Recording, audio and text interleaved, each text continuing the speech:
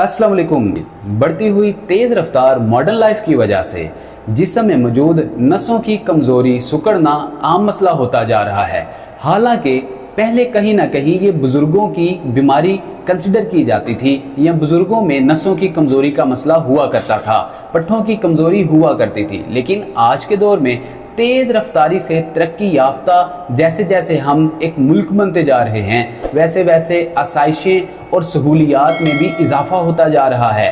तरह तरह की ऐसी सहूलियात हैं जिनकी वजह से हमारा मॉडर्न लाइफ का हो जाना या खुद मॉडरेट हो जाना एक आम हो चुका है। हम अपने आप को बहुत ज़्यादा सुस्ती और काहली में धकेलते जा रहे हैं, जिसकी वजह से बुज़ुर्गों के साथ साथ अब तो बच्चों में भी या ख़ास तौर पे जो यंगस्टर्स हैं उनमें भी नसों का सिकुड़ना, नसों की कमज़ोरी का मसला, पट्ठों की कमज़ोरी का मसला, पैरों में दर्द, टांगों में दर्द, टांगों के पट्ठों में और नसों में खिंचाव एक आम सा मसला होता जा रहा है। और ये इतनी शिद्दत इख्तियार करता जा रहा है कि अगर इसी तरह मामला चलता रहा, बहुत ज़्यादा अवेयरनेस ना फैलाई गई या गवर्नमेंट लेवल पे कुछ ऐसे इकदामात ना किए गए तो ये मसला एक आने वाले वक्त में एक गंभीर सूरत और ख़तरनाक सूरत इख्तियार कर जाएगा। लिहाजा कुछ ऐसे सोशल मीडिया प्लेटफॉर्म के थ्रू जिस तरह हम लोग आप लोगों को अवेयर कर रहे हैं, अवेयरनेस दे रहे हैं, इसी तरीके से गवर्नमेंट लेवल पे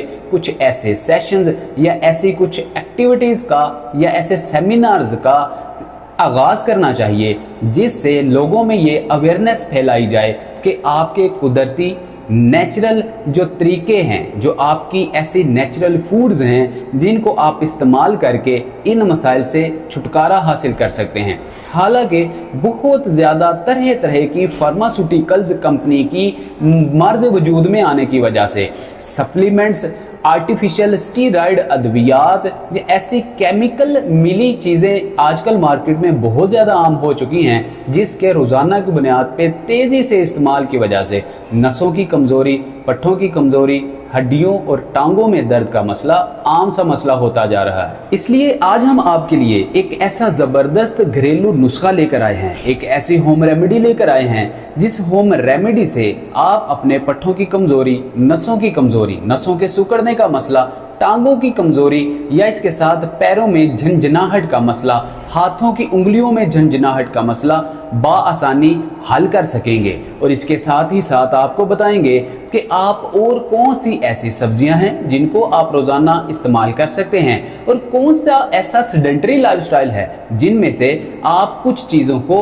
मिस करके, स्किप करके, छोड़ के, तर्क करके, परहेज करके, एहतियात करके आप अपनी नसों को मजबूत बना सकते हैं, पट्ठों को मजबूत कर सकते हैं, टांगों को मजबूत कर सकते हैं, वेरिकोस वेन के मसले से बासानी निजात हासिल कर सकते हैं। अर्थराइटिस जो कि आजकल एक बहुत ही आम मसला होता जा रहा है, ख़ास तौर पे हमारे सीनियर बुजुर्ग मर्दों ख़वातीन जिनकी उम्र 50-60 साल से ज़्यादा की है, उनके लिए तो ये एक वबाले जान बनता जा रहा है। और आप तरह तरह के इंजेक्शंस इंजेक्ट करवाते दिखाई देते हैं, लेकिन आपका मसला जूं का तूं रहता है, कार्टिलेज घिसता ही चला जाता है, सैनुअल फ्लूइड वो डिहाइड्रेशन की वजह से बिल्कुल वो ख़त्म और खुश्क होना शुरू हो जाता है। लिहाजा सबसे पहले हम आपको बताते हैं कि सेडेंटरी लाइफस्टाइल में कौन कौन सी चीज़ें आपने तर्क करना है जिसकी वजह से आप काफ़ी हद तक अपने मसले को बढ़ने से कंट्रोल कर सकते हैं। सबसे पहली चीज़, आपने नमक और जो चीनी है इसका इस्तेमाल कम से कम करना होता है, क्योंकि बहुत सारे ऐसे मर्दों ख़वातीन नमक का या चीनी का, जो कि एक प्रोसेस्ड शुगर होती है या प्रोसेस्ड सॉल्ट होता है, जो कि दीगर एक मैकेनिज़्म से गुजरकर ये चीनी या नमक बनता है, इसको जब हम यूज़ करते हैं तो ये आपके लिए पॉइजन का काम करते हैं। अगर इनकी ज़रूरत से ज़्यादा मिकदार शामिल की जाए अपनी खुराक में तो ये आपके खून को गाढ़ा करती है, आपके खून के अंदर दीगर बैड बैक्टीरियाज को जन्म देते हैं। इसके साथ साथ आपकी नसों में ब्लॉकेज पैदा करते हैं जिसको हम ब्लड क्लॉट भी कहते हैं। और इसके साथ साथ बहुत सारे मर्दों ख़वातीन में डायबिटीज़ का मसला हो या दिल की आर्टरीज के सिकुड़ने का मसला हो, आम सा दिखाई देता है। बहुत सारे लोग नमक की मिकदार, जिसको हम वाइट सॉल्ट या जिसको हम वाइट पॉइजन,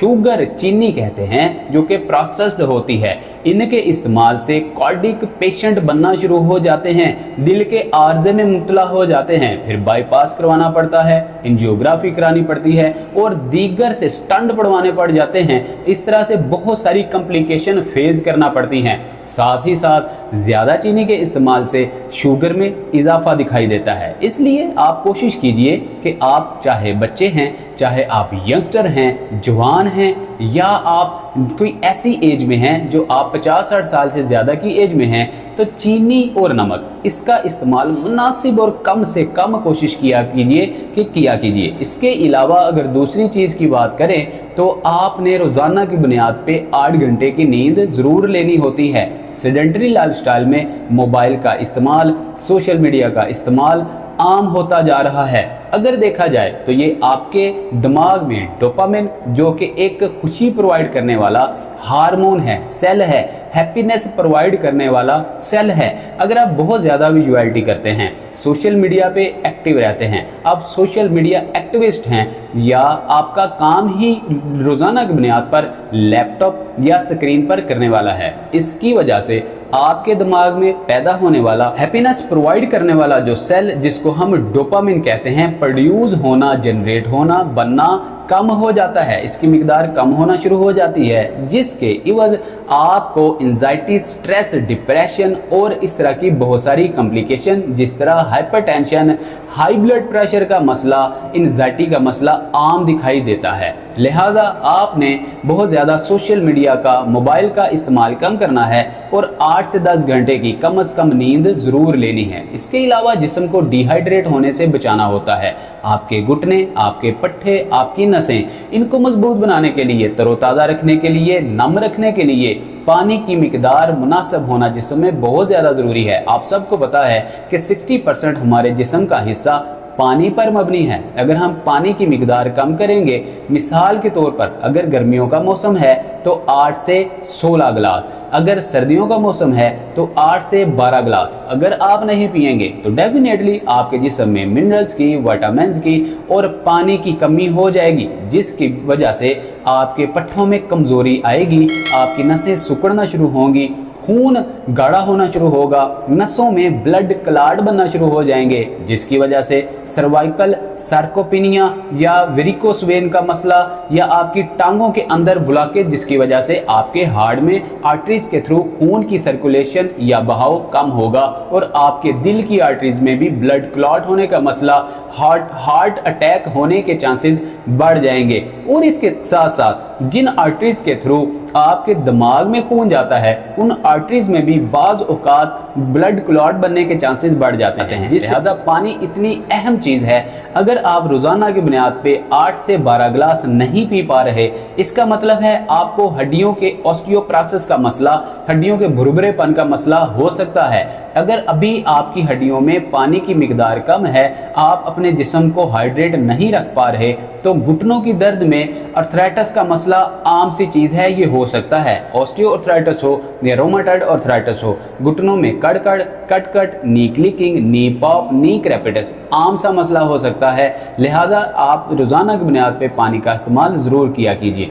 इसके अलावा रोजाना की बुनियाद पे एक्सरसाइजेज और वॉक का ना होना, रोजाना की बुनियाद पे 25 मिनट 30 मिनट एक्सरसाइज और वॉक जरूर किया कीजिए। इसके लिए हम अपने पेशेंट्स को हमेशा रिकमेंड करते हैं। हमारा ऑलरेडी यूट्यूब पर अतीकुर रहमान शेख यूट्यूब चैनल मौजूद है, जो किसी नेमत से कम नहीं है। आप अतीकुर रहमान शेख यूट्यूब चैनल को सब्सक्राइब कीजिए और अपने मुताबिक एक्सरसाइजेज को फॉलो कीजिए। अब नाज़रीन, हम आपको 3 ऐसे मिनरल्स और विटामिन्स बताते हैं, अगर वो जिस्म में कम हो तो आपके जिस्म में नसें कभी भी हेल्दी नहीं रह पाती। सबसे पहला मिनरल जो है वो है मैग्नीशियम। नाज़रीन, मैग्नीशियम जो है ये आपके जिस्म में खून को पतला करता है, खून के बहाव को तेज करता है। इसके साथ साथ आपकी नसों को पंप होने में मदद देता है। आपकी नसों के अंदर एक ऐसी वाल्व होती है जो कि एक मजबूत वाल्व होती है, अगर वो भुरभुरी होना शुरू शुरू हो जाए, कमज़ोर होना शुरू हो जाए, तो आपकी नसें सिकुड़ना शुरू हो जाती हैं, खून का बहाव जो है वो मुतासिर होना शुरू हो जाता है। लिहाजा जिस्म में मैग्नीशियम की मुनासिब मिकदार होना बहुत ही ज़्यादा ज़रूरी है। दूसरा मिनरल वो है विटामिन B12। विटामिन B12 क्या करता है? ये आपके IBS के मसाइल, मेटाबॉलिज्म के मसाइल, निज़ाम इंहज़ाम को मजबूत करने के मसाइल, बैड जो फैट होता है उसको बर्न करने में, कैलोरीज को बर्न करने में, मोटापे से निजात दिलाने में या चर्बी को पिघलाने में बहुत ही अहमियत का हामिल है। लिहाजा विटामिन B12 की आपके खून में मुनासिब मिकदार का होना बहुत ही ज़्यादा ज़रूरी है। इसके अलावा तीसरा बेहतरीन जो विटामिन और मिनरल है वो है पोटाशियम। नाज़रीन, पोटाशियम की भी आपके जिस्म में मुनासिब मिकदार का होना बहुत ही ज़्यादा ज़रूरी है। ये आपकी हड्डियों को मजबूत करता है, आपके जोड़ों को मजबूत करता है। एंटी इन्फ्लेमेटरी, एंटीऑक्सीडेंट प्रॉपर्टीज पाए जाने की वजह से आपके घुटनों की सोजिश, आपके जोड़ों की सोजिश, आपकी हड्डियों की ऑस्टियोप्रोसिस के मसले को हल करता है, घुटनों के अंदर दर्द को ख़त्म करता है, घुटनों की दर्द से निजात दिलाता है। लिहाजा इन तीनों मिनरल्स और विटामिन्स का आपके खून में, आपके जिस्म में मुनासिब मिकदार में होना बहुत ही ज़्यादा ज़रूरी है। कौन सी ऐसी सब्जियां हैं जो कि आप खाएं, रोज़ाना की बुनियाद पे अपनी खुराक का हिस्सा बनाएं, तो आपकी नसें मजबूत हो सकती हैं, आपके पट्टे मजबूत हो सकते हैं। आप साग को, पालक को, मेथी को और इसके अलावा बहुत सारी ऐसी ग्रीन लीफी वेजिटेबल्स अपनी खुराक का हिस्सा बनाइए। जितनी भी ग्रीन लीफी वेजिटेबल्स हैं आप रोज़ाना की बुनियाद पे इस्तेमाल करेंगे तो आपके जिस्म में खून की मिकदार बढ़ेगी, हेमोग्लोबिन बढ़ेगा, या इसके साथ प्लेटलेट्स जो हैं वो कभी कम नहीं होंगे।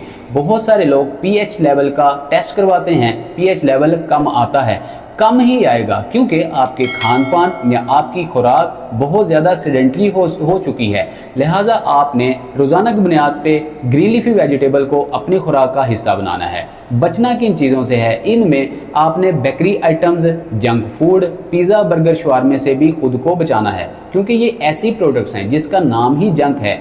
जंक कहा जाता है कचरे को। जब आप जंक फूड इस्तेमाल करेंगे इससे क्या होगा कि आपके खून में खराबी आना शुरू हो जाएगी, खून खराब होगा, खून गाढ़ा होगा तो जिस्म में झुंझलाहट, उंगलियों में झुंझलाहट, सोजिश, मुंह पे सोजिश, सुबह सोकर उठेंगे तो सारे जोड़ अकड़े हुए होंगे या आपको चक्कर आएंगे, बैठा नहीं जाएगा, या उठेंगे तो आप चकरा कर गिर जाएंगे। इस तरह के मसाइल हमारे जितने भी सीनियर बुजुर्ग मर्दों ख़वातीन हैं रोज़ाना की बुनियाद पे आम देखने को आते हैं। लिहाजा इन चीज़ों से भी आपने परहेज़ करना होता है।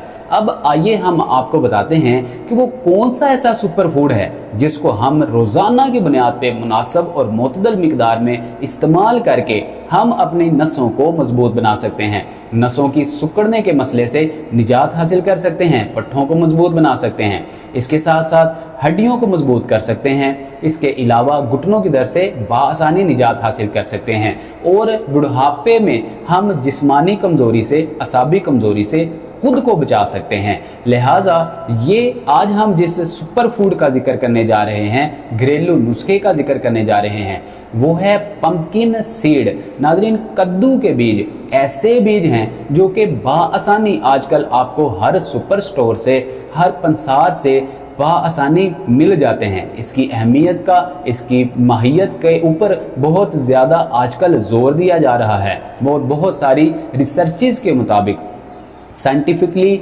मेडिकली, टेक्निकली, लॉजिकली इसके ऊपर बहुत सारी रिसर्चेज हो चुकी हैं जिसमें ये चीज़ साबित हो चुकी है कि अगर आप पंपकिन सीड, कद्दू के बीज को सही तरीके से इस्तेमाल करते हैं तो ये आपकी नसों के लिए, पट्ठों के लिए, हड्डियों की मजबूती के लिए, घुटनों की दर्द के लिए, कार्टिलेज को रीजनरेट करने के लिए, सेनुअल फ्लूइड को रीजनरेट करने के लिए बहुत ही अच्छा और मुफीद होता है। अब आपको बताते हैं कि पंपकिन सीड को आपने किस तरह से इस्तेमाल करना है। कुदरती तौर पे पंपकिन सीड, कद्दू के बीज में तीनों विटामिन और मिनरल्स यकजा पाए जाते हैं। विटामिन B12, पोटाशियम और मैग्नीशियम वाफर मिकदार में पाए जाते हैं। पंपकिन सीड, कद्दू के बीज को मुख्तलिफ तरीकों से इस्तेमाल किया जा सकता है। आप बाआसानी पंसार से या किसी ग्रोसरी स्टोर से, सुपर स्टोर से इनको खरीदिए। खरीदने के बाद इनको सफूफ बना लीजिए, पीसिए, इसको ग्राइंड कीजिए, या आप पंसार से खरीद रहे हैं, पंसार से ही सफूफ बना लीजिए। सुबह को अर्ली मॉर्निंग निहार मुंह 1 चाय का चम्मच आप पंपकिन सीड कद्दू के बीज लीजिए और साथ नीम गर्म पानी, नीम गर्म दूध, नीम गर्म कहवे के साथ आप इसको खा लीजिए।